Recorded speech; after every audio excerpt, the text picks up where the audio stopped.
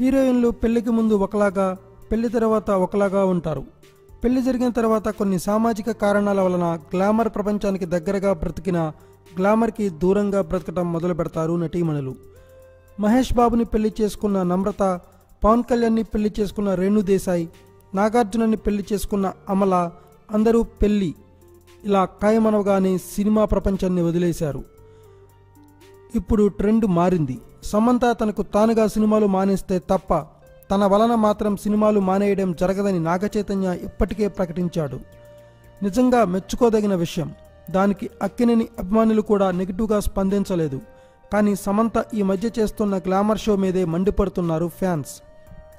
బీచ్లో దిగిన ఫోటోలు తన అకౌంట్లో పెట్టడం, కుర్చీ దుస్తుల్లో ఉన్న ప్రైవేట్ ఫోటోలు కూడా పోస్ట్ చేయడం అక్కినేని ఫ్యాన్స్కి నచ్చట్లేదు.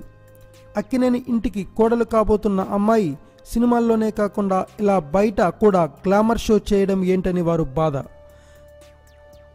సమంతని ఎవరైనా కంట్రోల్లో పెట్టాలని సోషల్ మీడియాలో పోస్టులు పెడుతున్నారు.